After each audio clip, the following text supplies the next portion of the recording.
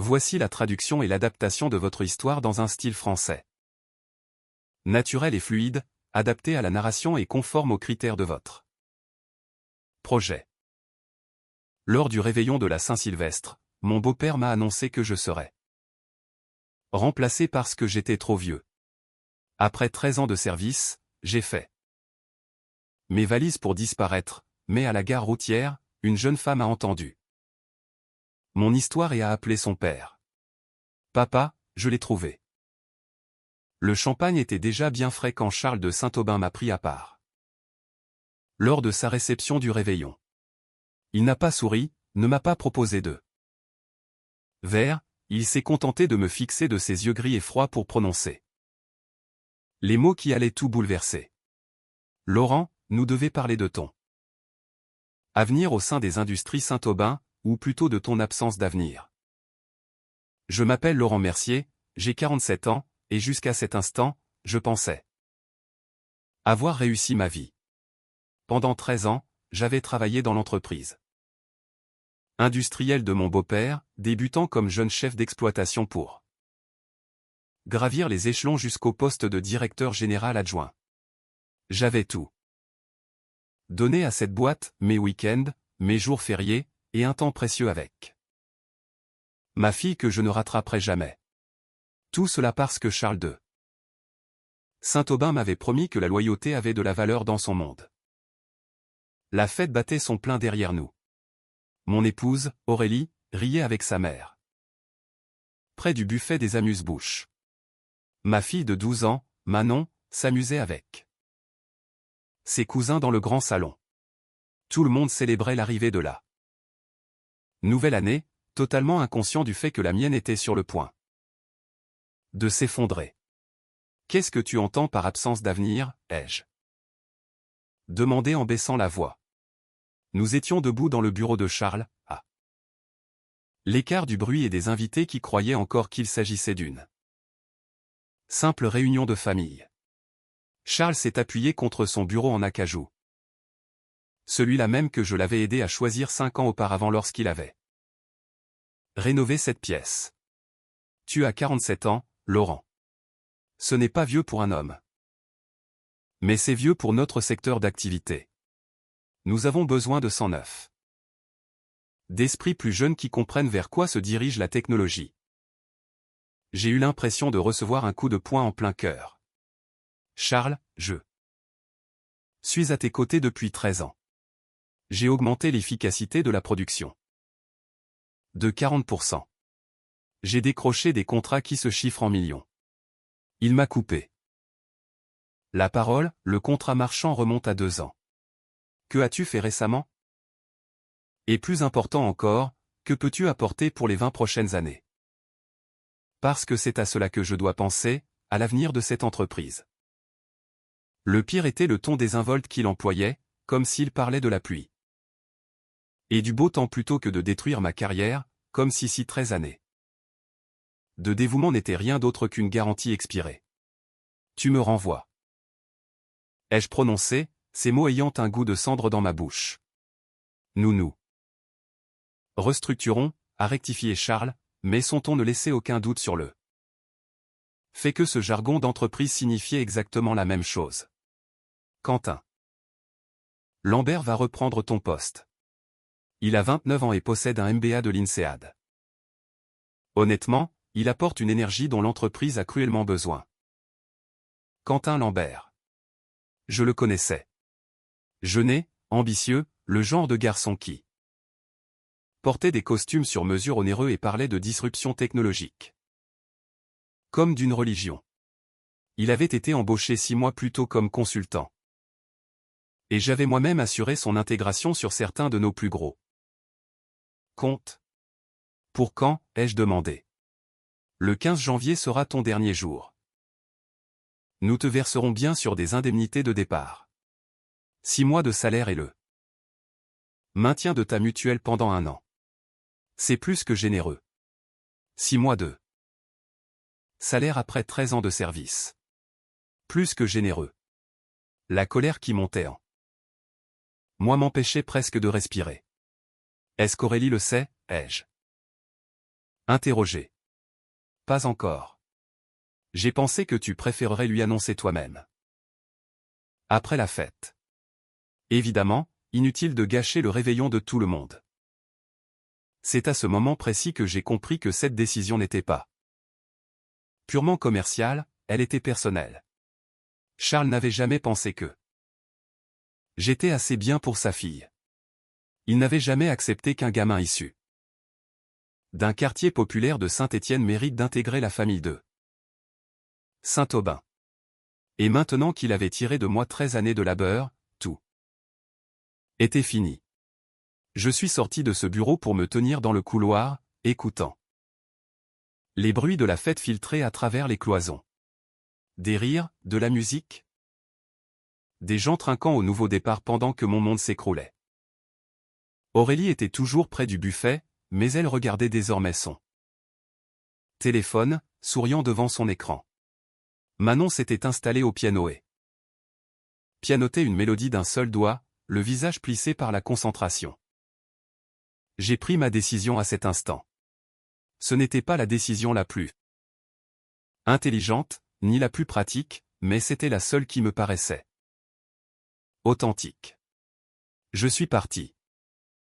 J'ai contourné la fête sans bruit, j'ai récupéré mon manteau dans la penderie de l'entrée et j'ai roulé vers la maison en silence. L'horloge de mon tableau de bord indiquait 22h47. Dans 1h13, tout le monde ferait le décompte avant la nouvelle année. Ils s'embrasseraient, s'enlaceraient et prendraient de bonnes résolutions pour de meilleures perspectives. Moi, je serais en train de faire mes valises. Si vous trouvez de la valeur dans cette histoire, si elle vous pousse à réfléchir sur la loyauté, la famille et ce qui compte vraiment quand les personnes en qui vous avez confiance vous trahissent, prenez un instant pour vous abonner à la chaîne dès maintenant. Laissez un commentaire ci-dessous pour partager un moment où un proche vous a déçu. Et n'oubliez pas d'aimer cette vidéo. Votre soutien est précieux et m'aide à continuer de partager ces récits. La maison était silencieuse quand je suis arrivé, beaucoup trop silencieuse. Je me suis arrêté au milieu du salon où Aurélie et moi avions organisé nos propres fêtes du Nouvel An pendant des années, là où Manon avait fait ses premiers pas. Là où nous avions construit ce que je pensais être une véritable vie de famille. J'ai récupéré 2 valises dans le garage et j'ai commencé à y ranger des vêtements, des affaires de toilette et le peu d'objets personnels qui comptaient. Vraiment pour moi, la photo de mes parents disparus à 6 mois d'intervalle. Il y a 3 ans, la montre Gousset que mon grand-père m'avait offerte lors de ma remise de diplôme, et le doudou de naissance de Manon que je gardais précieusement dans le tiroir de mon bureau car, dans les moments difficiles, il me suffisait de le regarder pour me rappeler pourquoi je travaillais si dur. J'avais presque terminé quand j'ai entendu la voiture d'Aurélie dans l'allée. La porte d'entrée s'est ouverte brusquement et sa voix a résonné, aiguë de colère. « Laurent, qu'est-ce qui te prend de quitter la fête de cette façon? Tu as une idée de la honte que tu m'as fait subir ?» Je suis sorti de la chambre avec ma valise. Aurélie se tenait dans le couloir, vêtue de sa robe de créateur, le visage rouge de champagne et de colère. « Ton père m'a licencié, ai-je dit. Simplement. Elle a écarquillé les yeux. Quoi? Ce soir, juste avant que tout le monde trinque pour la nouvelle année, il m'a emmené dans son bureau pour m'annoncer que j'allais être remplacé par Quentin Lambert. Je suis trop vieux. Apparemment je ne sers plus à rien. L'expression d'Aurélie a changé, mais pas de la manière que j'espérais. Il n'y a eu ni choc ni indignation pour me défendre, seulement du calcul. Comme si elle essayait d'évaluer l'impact que cela aurait sur sa propre vie. Laurent, je suis sûr qu'il s'agit d'un malentendu. Papa ne ferait jamais une chose pareille sans raison. Le 15 janvier. C'est mon dernier jour. 6 mois d'indemnité et une poignée de main. Voilà ce que 13 ans de service te rapportent dans la famille de Saint-Aubin. Elle a répliqué, eh bien, peut-être que si tu avais été plus proactif pour te former aux nouvelles technologies. Quentin a plein de projets. Sur l'automatisation et l'intégration de l'intelligence artificielle. Peut-être. Que papa pense juste que. J'ai levé la main pour l'interrompre au milieu de sa phrase. Ne prends pas sa défense. Ne rejette pas la faute sur moi en prétendant que je ne suis pas à la hauteur. J'ai tout donné à cette entreprise. Aurélie. Absolument tout. Alors, qu'est-ce que tu fais? Je fais mes valises. Et où comptes-tu aller? Je n'en sais rien, ai-je avoué. Mais je ne resterai pas ici. Pas dans cette maison que ton père nous a achetée. Pas dans cette vie où ma valeur dépend uniquement de mon utilité pour l'Empire. Saint-Aubin. Les yeux d'Aurélie se sont refroidis. Tu es ridicule. Il est presque minuit. Et où est Manon? As-tu seulement pensé à ta fille? Manon est toujours chez tes parents avec ses cousins. Elle y sera très bien pour ce soir. Dis-lui que je l'aime. Dis-lui que je l'appellerai demain. Laurent, si tu passes cette porte. Quoi? Tu vas divorcer? Ta famille m'a déjà jeté. Comme un malpropre, Aurélie. Que reste-t-il à perdre?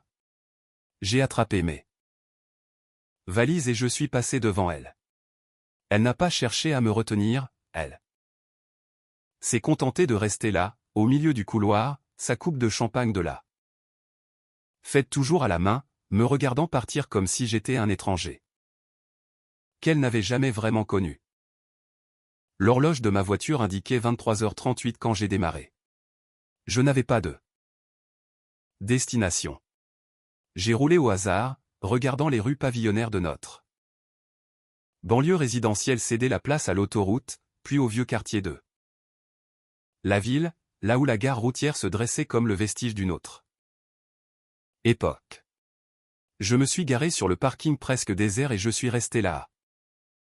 Observer le bâtiment. Quelques personnes se tenaient à l'intérieur, visibles à travers les vitres sales. Des voyageurs en partance pour le réveillon, des gens avec des projets et des destinations bien précises. Moi, je n'avais plus rien. Ni plan ni destination, seulement les vêtements dans mes valises et une colère sourde qui se transformait lentement en autre chose. De la peine, peut-être, ou simplement un immense épuisement. Minuit a sonné tandis que j'étais assis dans l'habitacle. Quelque part, les gens criaient de joie, s'embrassaient et se promettaient des lendemains meilleurs. Quelque part, ma fille regardait probablement l'horloge de ses grands-parents. Affiché minuit. Quelque part, Aurélie expliquait sans doute à sa famille que Laurent avait perdu la tête, qu'il était parti sans raison, prouvant ainsi qu'il n'avait jamais eu l'étoffe d'un Saint-Aubin. Finalement, je suis sorti de là. Voiture et j'ai pénétré dans la gare routière. Le guichet des billets était tenu par un jeune homme à l'air las qui ne devait pas avoir plus de 20 ans. Derrière lui, un panneau d'affichage listait des destinations.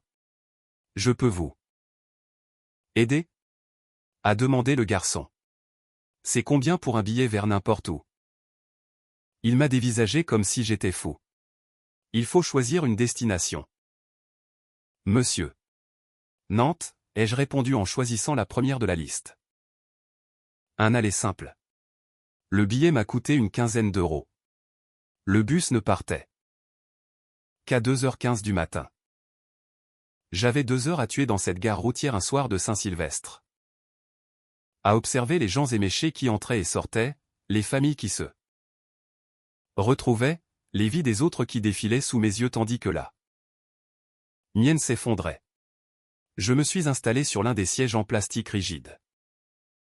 Et j'ai sorti mon téléphone.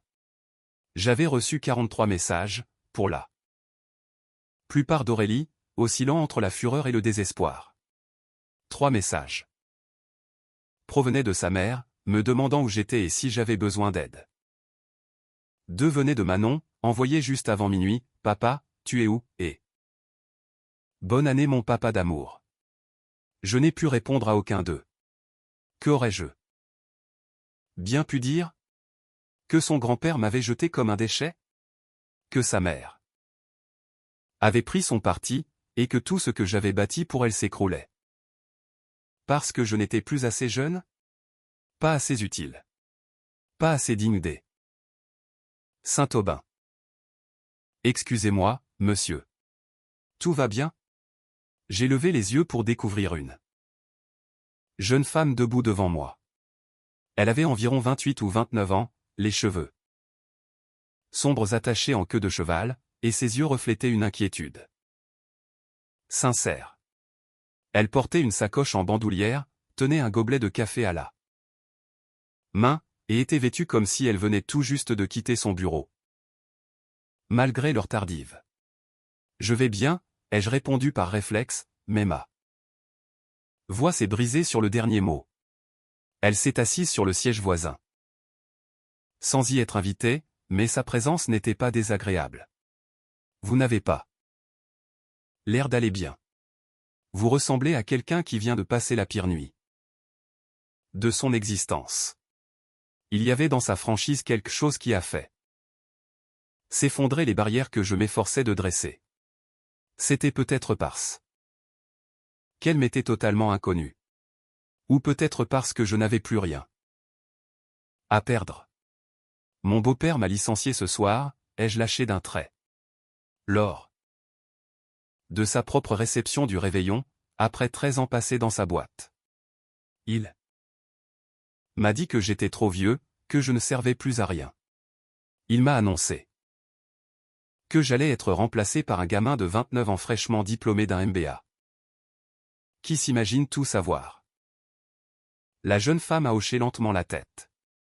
C'est d'une violence inouïe. Je suis désolé pour vous. Et ma femme, ai-je ajouté avec un rire amer, ma femme a pris son parti. Elle n'a même pas contesté sa décision. Elle s'est mise à lui chercher des excuses, comme si je l'avais mérité d'une façon ou d'une autre. Alors, vous fuyez? Je pars. Il y a une nuance. C'est vrai. Elle a bu une gorgée de son café. Où vous emmène ce billet de bus? À Nantes. Ou peut-être nulle part. Je ne sais plus. Elle est restée silencieuse un instant, m'observant de son regard perçant. Puis elle a sorti son téléphone et a passé un appel. Papa, a-t-elle dit lorsque son interlocuteur a décroché. Je l'ai trouvé. Je l'ai regardé avec stupéfaction. Quoi? Oui, je suis sûr que c'est lui, a-t-elle poursuivi, les yeux ancrés dans les miens. Il est à la gare routière. Il a pris un billet pour Nantes et s'apprête à balayer 13 ans d'expérience parce qu'un homme riche l'a convaincu qu'il ne valait plus rien. Qui êtes-vous? Ai-je demandé, mais elle a levé un doigt, attentive à la voix au bout du fil. Entendu, je te l'amène. Elle a raccroché et s'est tournée vers moi. Je m'appelle Joséphine Roche. Mon père est Guillaume Roche. Il dirige Roche Solutions Industrielles. Ce nom m'a frappé de plein fouet. Roche Solutions Industrielles était l'un des cabinets de conseil industriel les plus réputés du pays, spécialisé dans le redressement d'entreprises en difficulté, l'optimisation opérationnelle et le sauvetage d'usines au bord du gouffre. Pourquoi êtes-vous ici? Ai-je réussi à articuler. Parce que mon père m'a chargé de trouver quelqu'un, une personne bien précise. Quelqu'un qui a redressé l'efficacité de la production de 40% chez les industries Saint-Aubin. Quelqu'un qui a décroché le contrat marchand face à 3 concurrents de taille bien supérieure. Quelqu'un qui est apparemment assez bête pour s'imaginer qu'il est fini à 47 ans. Je ne parvenais pas à assimiler ce que je venais d'entendre. Comment savez-vous cela? Mon père vous observe depuis 2 ans, monsieur Mercier. Il attendait le jour où Charles de Saint-Aubin commettrais l'erreur de vous laisser partir. Et quand j'ai vu la liste des invités du réveillon de ce soir et que j'ai appris par des bruits de couloir qui se tramaient, j'ai su que c'était le moment. Tout cela n'a aucun sens. Joséphine s'est levée et m'a tendu la main. Venez avec moi. Mon père souhaite vous rencontrer. Et croyez-moi, ce qu'il a à vous proposer est bien plus intéressant qu'un billet de bus pour Nantes et une vie de regret à vous. Demandez ce qui aurait pu se passer.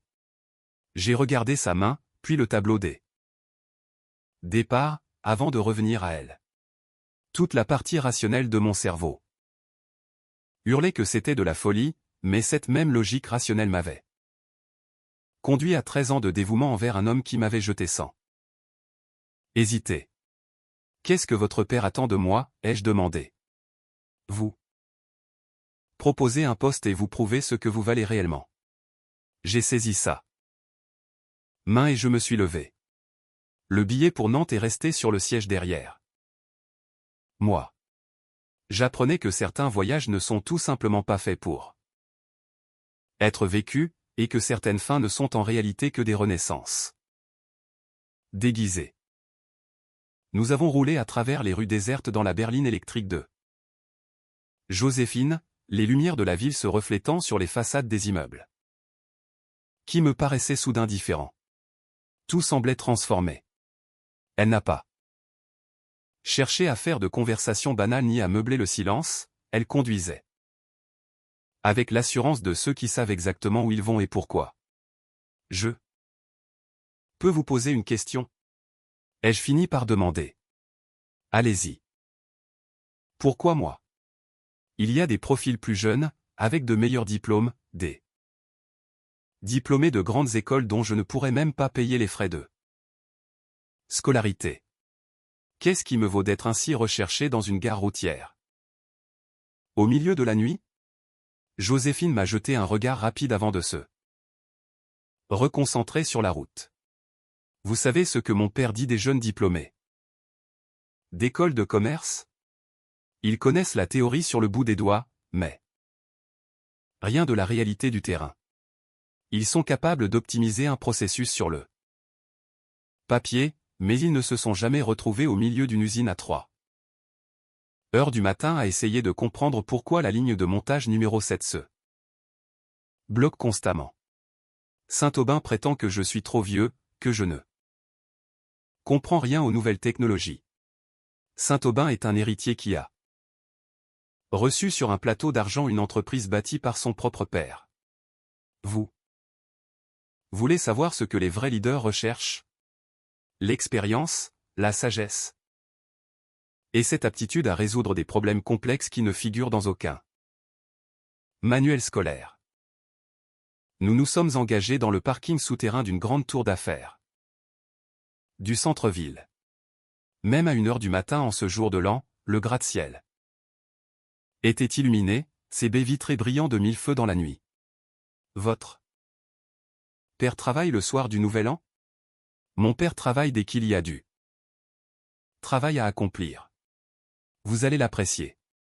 L'ascenseur nous a hissés jusqu'au 27e étage. Les portes se sont ouvertes sur un espace d'accueil moderne qui respirait la réussite, décoré d'œuvres d'art contemporain et de mobilier épuré, offrant une vue imprenable sur la métropole. Ce n'était pas de l'ostentation, c'était de la sobriété affirmée. Cette nuance faisait toute la différence. Guillaume Roche se tenait près des baies vitrées à notre arrivée, une tasse de café à la main. C'était un homme d'environ 65 ans, aux cheveux poivre et sel, doté d'un charisme qui imposait le respect. Lorsqu'il s'est retourné, j'ai reconnu le même regard déterminé que celui de Joséphine. Laurent Mercier, a-t-il prononcé en s'avançant vers moi, la main tendue. Merci d'être venu. Sa poignée de main était ferme et chaleureuse, et j'ai senti les cales sur sa paume. Ce n'était pas un homme qui avait passé sa vie caché derrière un bureau verni. Il avait travaillé sur le terrain, façonné des projet de ses mains et connaissait la réalité du travail des ateliers. Monsieur Roche, je vous remercie pour cette invitation, mais je ne comprends toujours pas tout à fait ma présence ici. Vous êtes ici parce que Charles II Saint-Aubin est un sot, et que je ne le suis pas, il m'a désigné un fauteuil en cuir. Installez-vous. Discutons. Joséphine s'est éclipsée dans un bureau. Attenant, nous laissant en tête-à-tête. Guillaume s'est assis en face de moi, posant son café sur la table basse. Je suis votre parcours depuis 3 ans. A-t-il commencé? Depuis le jour où vous avez redressé la situation de l'usine de Saint-Aubin à Mulhouse. Vous vous souvenez de ce dossier? Je m'en souvenais parfaitement. Le site de Mulhouse perdait de l'argent et était menacé de fermeture. J'y avais passé 6 mois, logeant dans un petit hôtel de zone industrielle et travaillant 16 heures par jour pour comprendre l'origine des défaillances et appliquer des solutions. À mon départ, l'usine était redevenue rentable, sauvant plus de 50 emplois industriels. Je me rappelle que vous n'avez pas seulement sauvé cette structure, Laurent, vous avez profondément modifié sa façon de fonctionner. Vous avez pris le temps d'écouter les opérateurs sur les lignes, ceux qui fabriquent réellement les produits, et vous avez appliqué leurs idées. C'est une qualité rare. La plupart des consultants arrivent avec des théories standardisées qui font fi de l'humain. Je vous remercie, mais ce n'est pas tout, a poursuivi Guillaume en se penchant en avant. J'ai observé ensuite la manière dont vous avez géré le contrat marchand. 3 multinationales étaient sur le coup, proposant des prix bien plus bas que les vôtres. Mais vous n'avez pas simplement vendu des machines, vous avez instauré une relation de confiance solide. Vous aviez cerné leurs besoins réels, au-delà de leur simple cahier des charges. Monsieur Roche, pourquoi me racontez-vous tout cela? Parce que je veux que vous preniez la direction de notre pôle opérationnel. Autonomie totale, salaire à 6 chiffres avec prime sur objectif, et une participation au capital de l'entreprise. Vous encadrerez 12 directeurs régionaux et serez garant d'un budget opérationnel de 500 millions d'euros par an. Ce chiffre m'a glacé sur place. C'est bien supérieur à tout ce que je gagnais chez Saint-Aubin. C'est ce que vous valez, Laurent. C'est ce que vous avez toujours valu. Charles de Saint-Aubin s'est montré trop aveugle pour s'en apercevoir. Je me suis adossé, l'esprit en ébullition. Mais je n'ai pas de MBA prestigieux. Je n'ai pas les titres académiques requis pour un tel poste. Vous possédez 13 ans d'expérience concrète sur le terrain. C'est un savoir-faire précieux qu'aucune école de commerce ne pourra jamais enseigner. Et surtout, vous possédez une qualité qui fait cruellement défaut dans notre secteur, de l'intégrité. Comment pouvez-vous savoir cela? Guillaume a eu un sourire bienveillant. Parce que lors du redressement du site de Mulhouse, vous auriez pu vous attribuer tout le mérite de la réussite, rédiger un rapport mettant en avant votre génie personnel et vous faire passer pour le sauveur. Au lieu de cela, vous avez rédigé une note technique de 40 pages citant nommément chaque ouvrier de l'usine, détaillant précisément l'apport de chacun. Ce document est arrivé entre mes mains. C'est à ce moment-là que j'ai compris que vous étiez différent des autres. J'ai ressenti un frémissement singulier dans la poitrine. De l'espoir, sans doute, ou peut-être la sensation de respirer à nouveau après avoir eu la tête sous l'eau trop longtemps. En quoi consisterait concrètement ma mission? Redresser des entreprises en difficulté. Nous intervenons auprès de structures en crise, et votre rôle sera d'identifier les défaillances pour y apporter des remèdes concrets. C'est une fonction à forte responsabilité et à haute pression. Vous serez souvent en déplacement, vous ferez de longues journées et vous ferez face à des situations complexes, mais vous allez préserver des emplois et bâtir des projets d'avenir. C'était précisément tout ce que j'avais toujours souhaité accomplir chez Saint-Aubin. Sans que cela m'ait jamais été autorisé. Charles m'avait confiné à des tâches de gestion quotidienne, maintenant les structures en place plutôt que de me permettre de les moderniser. Quand est-ce que je commencerai? Le 2 janvier. C'est-à-dire demain. Votre fille. Il a marqué un temps d'arrêt. Elle s'appelle Manon, c'est bien cela? Elle a 12 ans. Qu'ils connaissent le prénom de ma fille aurait pu me sembler intrusif, mais cela traduisait simplement sa rigueur. Il s'était renseigné avec soin. Comment connaissez-vous l'existence de Manon?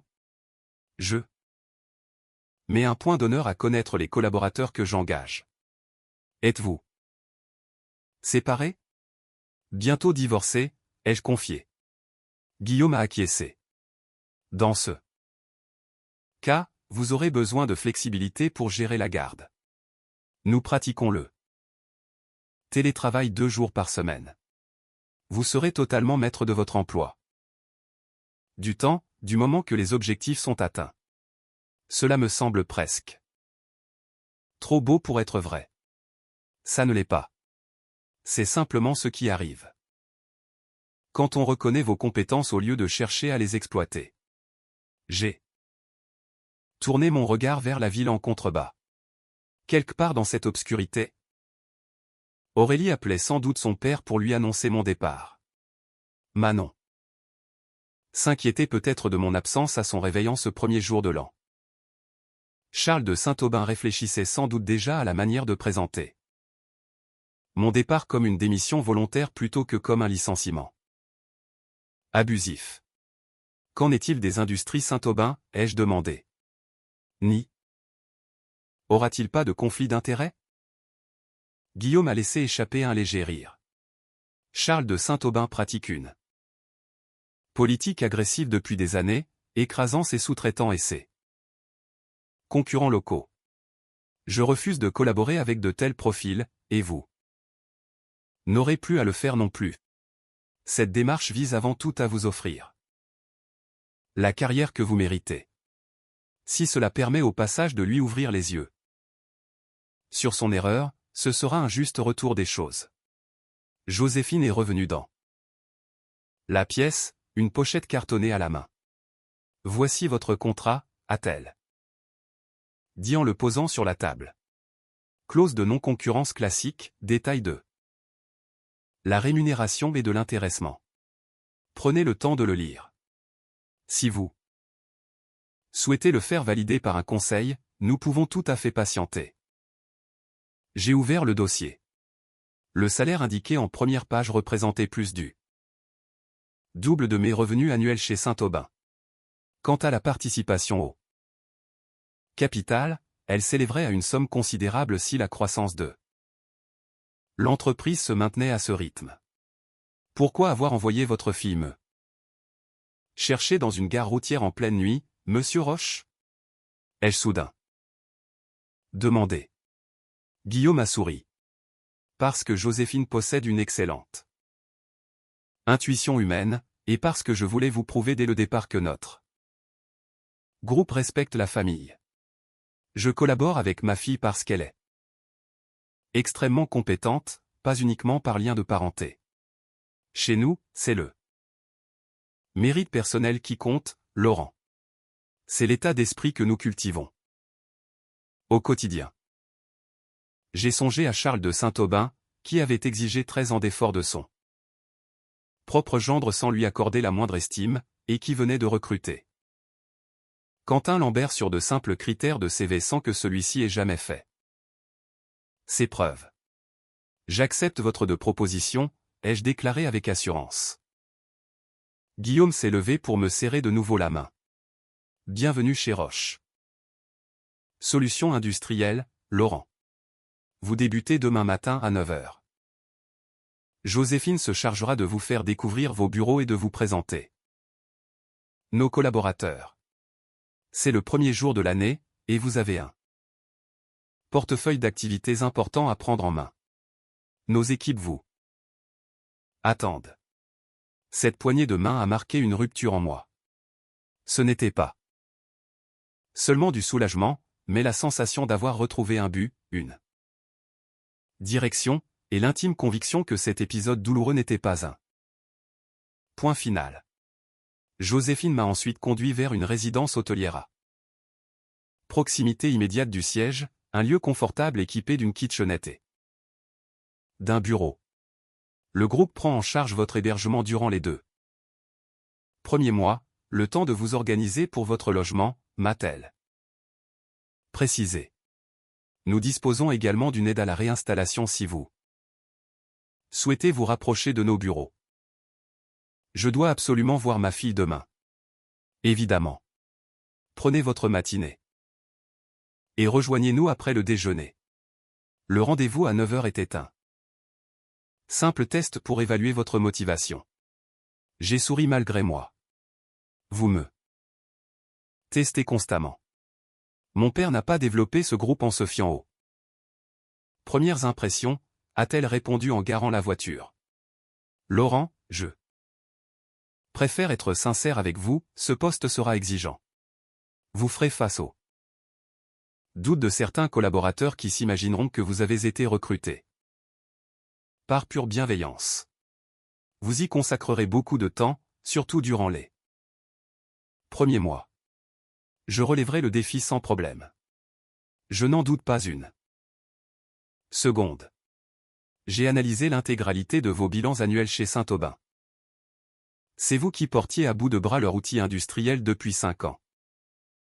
Désormais, vos efforts seront enfin valorisés. Une fois seul dans ma chambre, je suis resté un long moment immobile, le regard fixé sur mon téléphone. J'ai fini par composer le numéro d'Aurélie.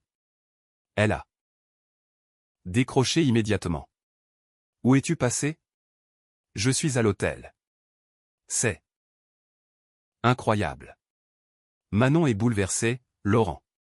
Elle ne comprend pas pourquoi tu es parti ainsi.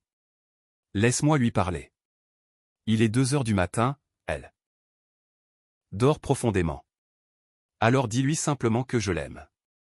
Dis-lui aussi que je passerai la chercher demain après-midi pour l'emmener dans sa pizzeria préférée. Aurélie est restée silencieuse quelques secondes. Qu'est-ce que tu es en train de faire, Laurent? C'est une crise de la quarantaine? Je commence un nouveau travail. Un nouveau travail? Mais tu es toujours sous contrat avec les industries Saint-Aubin. Tu ne pouvais pas décider cela sur un coup de tête. Si, je le peux. Ton père m'a fait comprendre très clairement ce soir que je n'avais plus aucune valeur à ses yeux. J'ai simplement trouvé des partenaires qui estiment mes compétences à leur juste valeur. C'est insensé. Non, ce qui était insensé, c'était de rester dans une structure où l'on me considérait comme quantité négligeable. C'est une décision mûrie, par respect pour moi-même.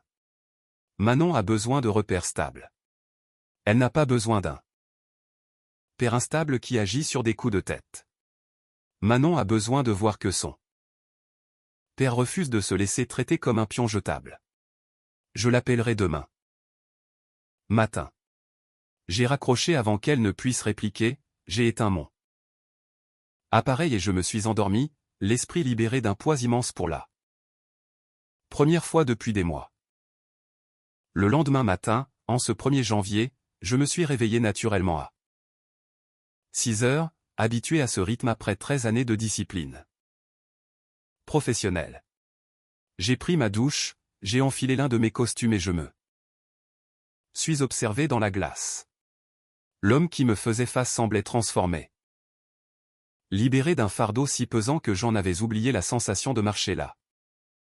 Tête haute. J'ai rallumé mon téléphone. 72 messages s'affichaient. J'ai ignoré la quasi-totalité pour appeler directement Manon. Papa. Sa voix était douce, teintée d'inquiétude. Bonjour ma chérie. Je suis désolé pour ce qui s'est passé hier soir. Maman m'a dit que tu avais démissionné et que tu étais parti. Elle a dit que tu allais peut-être déménager loin d'ici. Je n'ai pas démissionné, ma puce. Ton grand-père a décidé de se séparer de moi.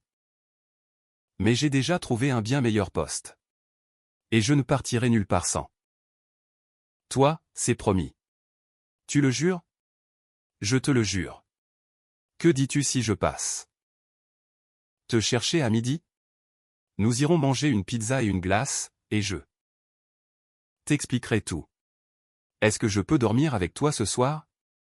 J'ai jeté un coup d'œil autour de la chambre d'hôtel. C'était simple, mais c'était mon espace. Bien sûr que oui. Prépare tes affaires pour la nuit. Après avoir raccroché, j'ai contacté mon avocat, maître Damien Roussel, qui s'était déjà occupé de dossiers contractuels pour moi par le passé.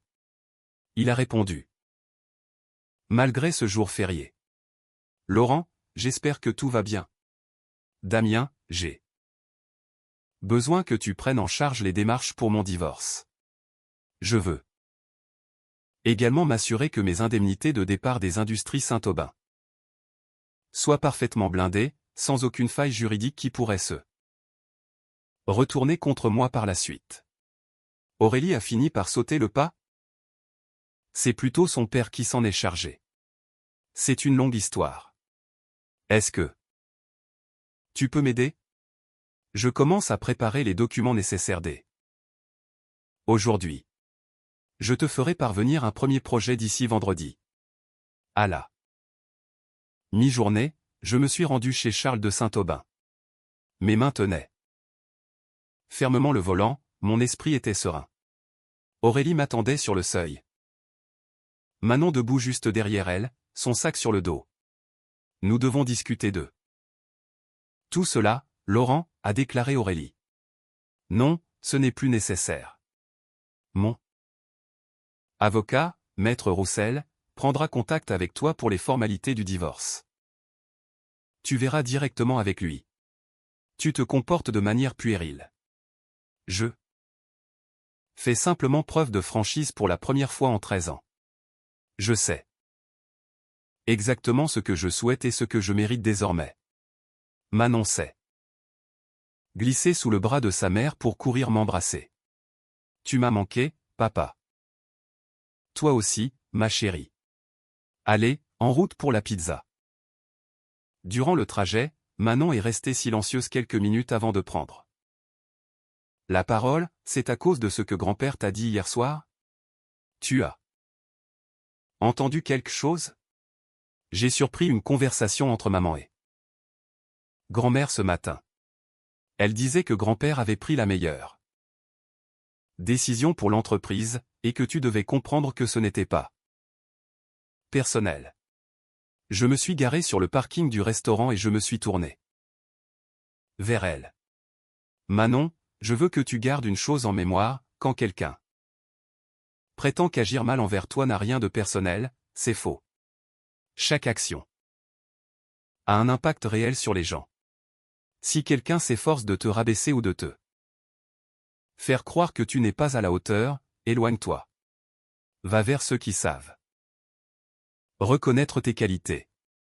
Comme ton nouveau travail?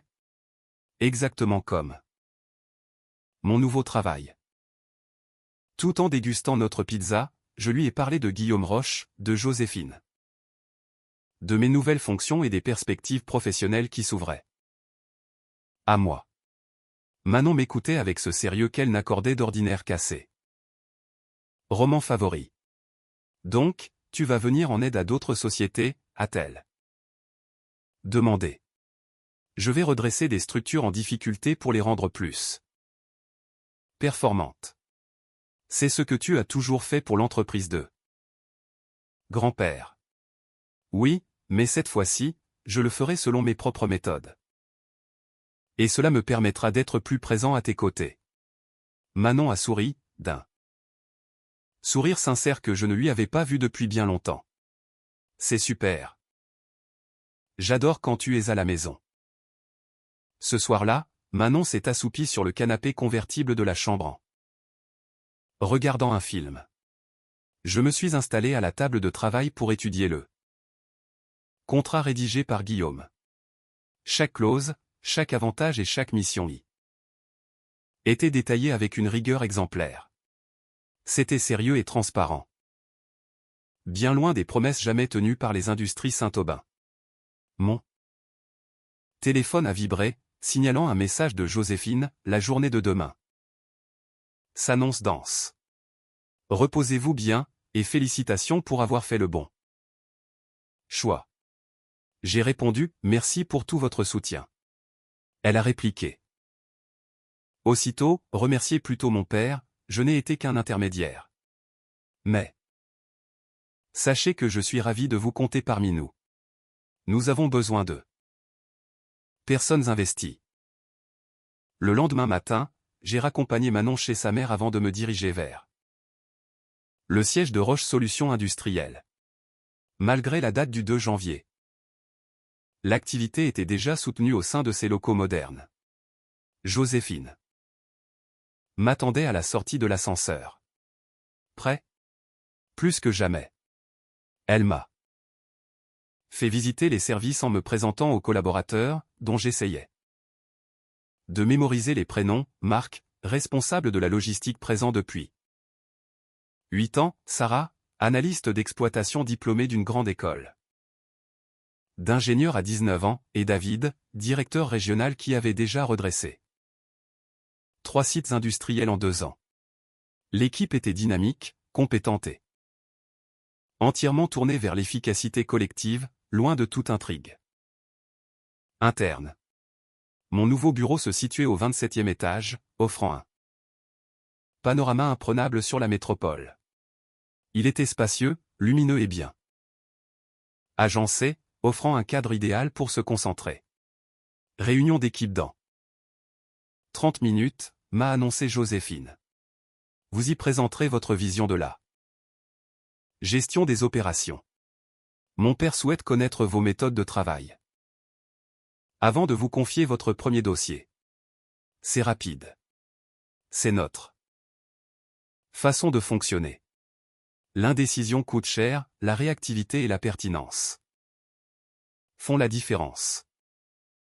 La salle de réunion accueillait une vingtaine de collaborateurs qui m'observaient avec curiosité et un certain scepticisme. Guillaume présidait la table, serein et attentif. Bonjour à tous, je vous présente Laurent Mercier. Il prend aujourd'hui la direction de notre pôle opérationnel. Laurent, je vous laisse la parole. Je me suis levé, le cœur battant. C'était l'instant décisif. Pour prouver ma légitimité ou, au contraire, conforter l'idée que mon recrutement tenait de la simple bienveillance. Je ne prétendrai pas détenir toutes les solutions d'emblée, ai-je commencé. Cependant, j'ai passé 13 ans à analyser les rouages de la production et de la logistique industrielle. Et le principal enseignement que j'en retire est le suivant, on ne redresse pas un site de production depuis un bureau de direction. Cela se fait sur le terrain, au contact des machines. Marc s'est penché en avant, intrigué, c'est-à-dire que les opérateurs qui exécutent les tâches au quotidien identifient souvent bien mieux les défaillances que n'importe quel expert extérieur. Ma mission n'est pas d'imposer des modèles standardisés, mais d'écouter, d'analyser et de mettre en œuvre des améliorations concrètes adaptées à chaque environnement. Sarah a levé la main. Qu'en est-il alors de l'harmonisation des processus et de l'efficacité globale sur nos différents sites? L'harmonisation est nécessaire, mais elle ne doit pas nuire à l'efficacité locale. Chaque site possède ses spécificités, ses équipes, ses technologies et ses propres difficultés. Il est impératif d'ajuster notre approche aux réalités du terrain. S'en est suivi un échange dynamique, rythmé par des questions pointues et pertinentes qui m'ont demandé d'étayer ma vision par des exemples concrets de ma carrière. Au terme de cette séance, je me sentais fatigué mais particulièrement stimulé. Guillaume a manifesté son approbation d'un hochement de tête. Votre premier dossier concerne le site industriel de Roubaix. L'usine enregistre d'importantes pertes financières chaque mois, et l'actionnaire de référence envisage sa fermeture définitive. Vous disposez de 90 jours pour redresser la barre ou, à défaut, préconiser l'arrêt de l'activité. Joséphine vous accompagnera en tant qu'analyste principal. 3 mois pour sauver un site en grande difficulté. Opérationnel. Tout mon avenir au sein de ce groupe se jouait sur ce premier projet. Quand partons-nous, ai-je demandé. Demain matin, par le premier train de 6 heures. Le soir même, j'ai appelé Manon pour lui souhaiter une bonne nuit. Je dois me déplacer à Roubaix pour quelques semaines, ma chérie, mais je serai de retour chaque week-end. Pour réparer des usines en panne? Exactement. Je suis fier de toi, papa. Ces quelques mots simples ont eu pour moi plus de valeur que n'importe quelle rémunération, titre honorifique ou reconnaissance professionnelle de la part de Guillaume Roche. Ma fille était fière de son père. Et c'était là l'essentiel. La situation de l'usine de Roubaix s'est avérée encore plus complexe que prévu. Des machines vieillissantes, des équipes découragées et une direction locale déconnectée de la réalité depuis des mois. C'était précisément le genre de défi pour lequel je m'étais préparé toute ma vie. Joséphine et moi avons consacré nos 3 premiers jours à écouter les opérateurs, les techniciens de maintenance et les chefs d'atelier. Tous identifiaient clairement les dysfonctionnements et la plupart d'entre eux proposaient d'excellentes pistes d'amélioration. Pourquoi ces idées n'ont-elles jamais été mises en pratique? A demandé Joséphine à un ouvrier de ligne. Parce que personne ne nous a jamais demandé notre avis. Madame. Les précédents cabinets de conseil se contentaient de passer 2 jours à observer, rédiger un rapport standard et repartaient sans jamais échanger avec nous.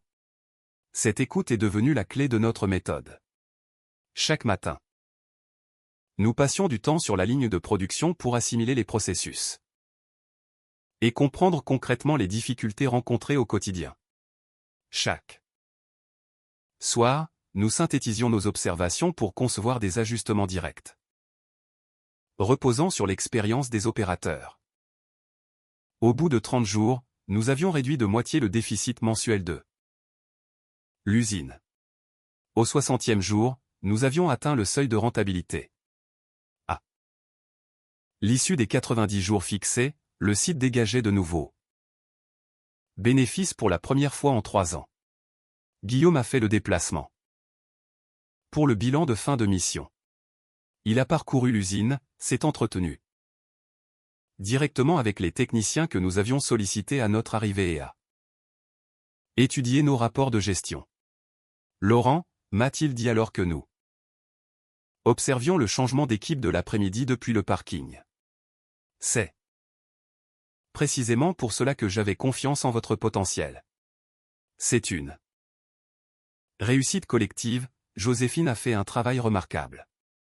Tout à fait. Mais c'est vous qui avez piloté ce projet.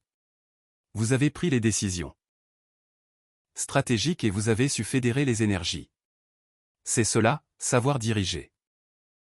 6 mois après mon intégration, j'ai reçu un appel inattendu de Quentin Lambert. Il était à la tête de mon ancien pôle chez les Industries Saint-Aubin depuis près d'un semestre. Laurent, c'est Quentin. J'aurais besoin de tes conseils. Sur quel sujet? Sur l'ensemble de l'activité. Le site de Mulhouse est à nouveau en crise. La productivité globale a chuté de plus de 20% depuis ton départ. J'ai tenté de mettre en place de nouvelles procédures automatisées, mais sans aucun résultat positif. J'ai réprimé un sourire. Quentin, as-tu pris le Temps de descendre dans l'atelier pour échanger avec les équipes au sol? L'heure. As-tu demandé ce qui clochait? Eh bien, j'ai fait diffuser un questionnaire. De satisfaction interne. Un questionnaire? Es-tu allé physiquement sur place, au milieu des lignes, pour discuter de vive voix avec eux? Un silence. Gêné s'est installé au bout du fil. Charles m'a dit que ses méthodes directes étaient dépassées, et que les données chiffrées étaient plus fiables. Charles fait fausse route sur bien des aspects. Les rapports statistiques ne t'apprendront jamais qu'un chef d'équipe traverse des difficultés personnelles. Qu'une machine émet un bruit suspect avant de tomber en panne ou qu'une méthode de travail informel fluidifie la production. Il faut être présent sur le terrain, Quentin. Il faut s'intéresser aux personnes, pas seulement au tableau de bord. Est-ce que tu peux m'épauler sur ce coup-là? Non, mais je te livre un conseil essentiel, les techniciens qui opèrent sur les machines possèdent un savoir plus précieux que le vôtre.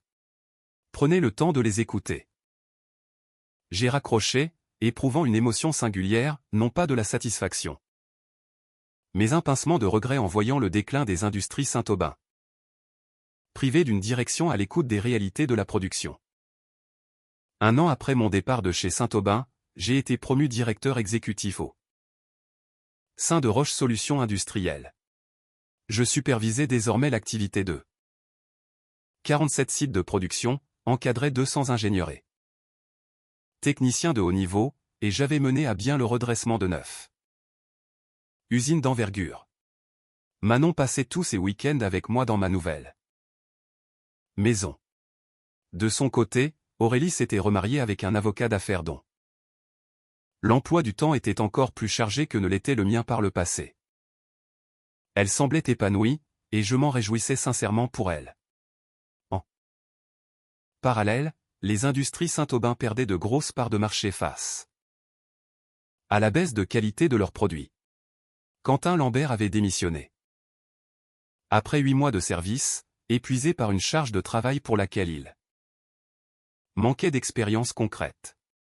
Je n'éprouvais aucune rancœur face à cette situation, seulement de la reconnaissance d'avoir trouvé un environnement professionnel qui reconnaissait mes compétences à leur juste valeur. L'annonce est tombée un mardi après-midi. Joséphine est entrée rapidement dans mon bureau, son téléphone à la main. Laurent, regardez cela. C'était un article de la presse économique, les industries Saint-Aubin placées en redressement judiciaire. J'ai relu attentivement les détails du texte. 3 années consécutives de baisse de chiffre d'affaires, des investissements technologiques infructueux et la perte de clients historiques de premier plan. Charles de Saint-Aubin quittait la direction opérationnelle. Qu'en pensez-vous? A demandé Joséphine. C'est un immense gâchis, et cela m'attriste. 7 entreprise emploie plus de 300 personnes. Toutes ces familles risquent de se retrouver en difficulté parce que Charles s'est montré trop orgueilleux pour valoriser son outil de travail et ses équipes. Et si nous la rachetions? Je l'ai dévisagé, surpris. Comment? Mon père étudie actuellement les données financières. Les industries Saint-Aubin pourraient être reprises pour environ 15 millions d'euros. C'est une opportunité tout à fait envisageable. Pour notre portefeuille d'activités. Vous pourriez en reprendre les rênes, là. Réorganiser et pérenniser l'ensemble de ces emplois. L'idée semblait audacieuse mais particulièrement cohérente. Guillaume était prêt à s'engager dans ce projet, estimant qu'il s'agissait du meilleur moyen de valoriser des compétences injustement négligées. J'ai pensé à ces 300 salariés, des collaborateurs côtoyés pendant 13 ans, des collègues de travail, des pères et des mères de famille dont l'avenir était menacé. Planifie une séance de travail sur ce dossier, ai-je dit. 3 semaines plus tard, je franchissais le seuil du siège des industries Saint-Aubin en tant que nouveau président-directeur général. Les locaux et le mobilier n'avaient pas changé, mais le contexte était totalement différent. Charles était encore présent dans son bureau pour rassembler ses affaires personnelles. Il a levé les yeux à mon entrée, son regard trahissant une profonde lassitude. « Laurent. Tu viens savourer ta réussite ? » ?»« Non, Charles. Je suis ici pour pérenniser l'activité de 300 collaborateurs qui n'ont pas à subir les conséquences de mauvaises décisions stratégiques. » Il s'est adossé à son fauteuil. « J'ai fait une grave erreur d'appréciation à ton sujet. C'est exact. Mais mon objectif n'est pas d'en débattre. Je suis convaincu que cet outil industriel conserve tout son potentiel, que les équipes possèdent un réel savoir-faire et que le marché est demandeur. Vous avez simplement perdu de vue le lien essentiel entre ces éléments. Comment comptes-tu t'y prendre ? En appliquant les méthodes éprouvées lors de mes précédents redressements d'usine, en me mettant à l'écoute de ceux qui sont sur les lignes de production. Charles a hoché la tête en silence. Aurélie m'a dit que tu étais épanoui, et Manon parle de toi avec une immense admiration. Je ne cherche pas à être un modèle. Je suis simplement un professionnel qui a compris que sa valeur ne dépendait pas du jugement d'autrui, mais de ses propres capacités de travailler. De réalisation. Il s'est levé et m'a tendu la main. Bon courage, Laurent. Cette entreprise a besoin de quelqu'un qui s'investisse sincèrement pour elle. Nous nous sommes serrés la main, et je l'ai regardé quitter ses bureaux qu'il occupait depuis 3 décennies. J'ai ensuite contacté Joséphine, rassemble notre équipe projet, nous avons du travail sur la planche. Au cours des 18 mois qui ont suivi, nous avons complètement redressé les industries.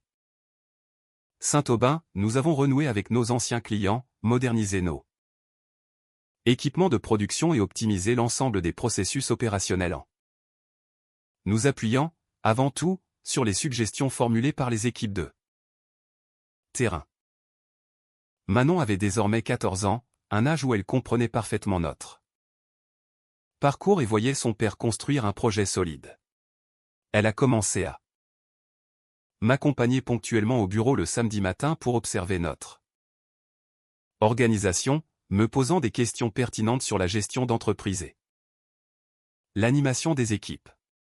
Papa, m'a-t-elle demandé un jour alors que nous analysions des données d'activité, pourquoi penses-tu que grand-père n'a pas réussi à faire ce que tu fais aujourd'hui ? Parce qu'il a hérité d'une structure déjà en place sans avoir eu à la bâtir lui-même.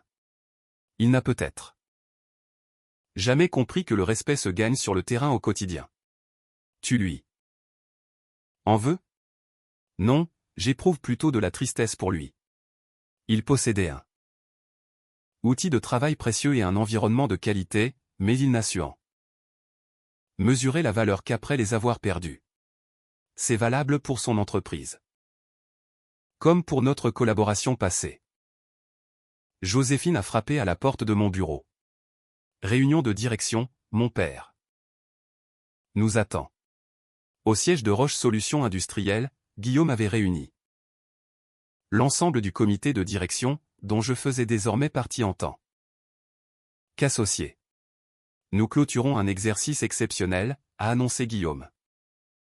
Notre activité a progressé de 40%, nous avons mené à bien 12 projets de redressement, et la reprise des industries Saint-Aubin nous ouvre des perspectives de développement majeures. Il s'est tourné vers moi, Laurent. Vos résultats dépassent nos prévisions. Vous avez su transformer une période d'incertitude difficile dans une gare routière en une opportunité de développement extraordinaire pour vous-même, pour notre groupe et pour l'ensemble des salariés que nous avons préservés. J'ai bénéficié d'un excellent accompagnement, ai-je répondu. Joséphine est venue me chercher, et vous m'avez accordé votre confiance. Le travail de fond a été réalisé par nos équipes de terrain. C'est exact, Mais c'est vous qui avez coordonné. Insufflé cette dynamique. C'est cela qui fait la différence. À l'issue de notre échange, Guillaume m'a pris à part. Je prévois de me retirer d'ici 2 ans. Joséphine reprendra la direction générale du groupe, et je souhaite vous nommer président exécutif en charge de l'ensemble de notre pôle opérationnel. Vous aurez la pleine gestion de nos activités industrielles. Guillaume, je ne sais pas comment vous remercier. Acceptez simplement cette proposition. Et rappelez-vous que l'homme qui vous prétendait trop âgé et inefficace craignait surtout de se confronter à des compétences solides et concrètes. J'ai bien évidemment accepté ce poste. Sur le chemin du retour ce soir-là, j'ai repensé à ces instants passés dans la gare routière, alors que ma situation semblait critique et qu'une jeune inconnue m'avait simplement demandé si j'avais besoin d'aide. Les épreuves nous révèlent parfois nos véritables forces. Ceux qui nous écartent libèrent parfois, sans le vouloir, la place pour des partenaires qui sauront apprécier notre valeur à sa juste mesure. Et la meilleure des réponses n'est pas la rancœur, mais la réussite personnelle, la construction de projets solides et la démonstration silencieuse de ce que d'autres ont laissé échapper par manque de discernement. Je m'appelle Laurent Mercier. J'ai aujourd'hui 50 ans. Je suis président exécutif associé de Roche Solutions Industrielles et président directeur général des Industries Saint-Aubin.